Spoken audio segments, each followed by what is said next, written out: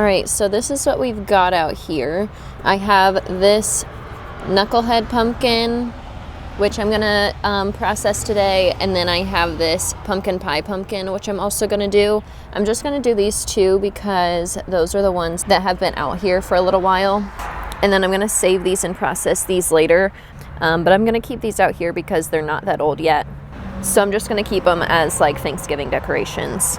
So I'm gonna take these guys in and get started. So both of these pumpkins will work. This one's actually a pumpkin pie pumpkin, so it might not have as much moisture. So I'm just gonna chop these up into big pieces and then put them on my foil lined baking sheet.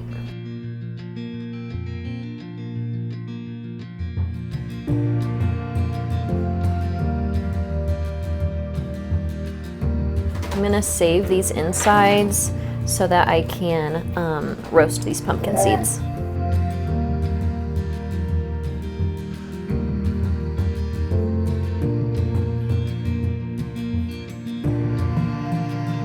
Let's try to get this big guy cut up.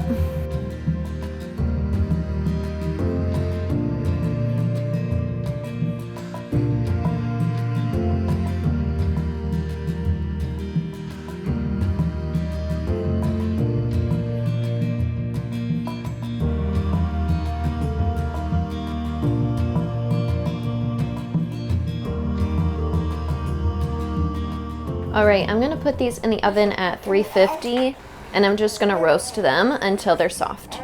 All right, so while my pumpkins are getting soft in the oven, I'm gonna deal with these pumpkin seeds. So what I'm gonna start off by doing with these pumpkin seeds is I'm just going to separate all the seeds from all the stringy pumpkin goo.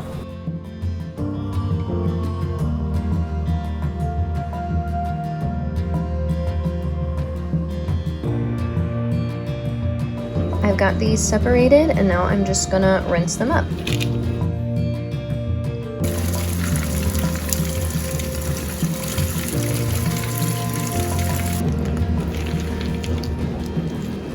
Alrighty, so I gave these a really good rinse and I've just had them soaking in this water for a little bit so that I can see all the little chunks of pumpkin that are still there, and the water just helps them separate a little bit.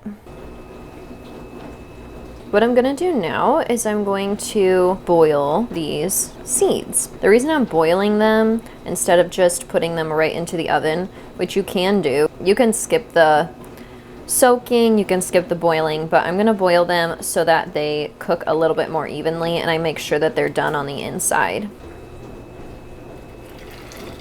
I'm just gonna let these boil for about 10 minutes. My pumpkins are all soft, so I'm gonna scoop the flesh out of the inside and then puree them with my immersion blender.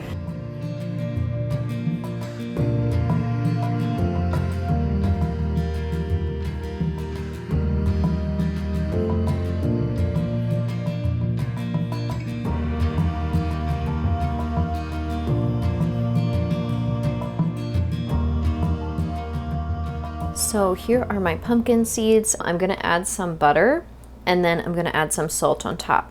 I'm not exactly sure what I'm gonna do with these roasted pumpkin seeds. Probably top some salads, probably top some soups.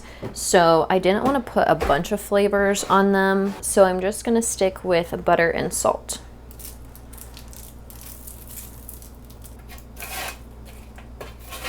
I'm gonna put these in the oven at 300 degrees. I think they'll cook about 40 minutes. We'll see where they're at. I just want them to get golden brown.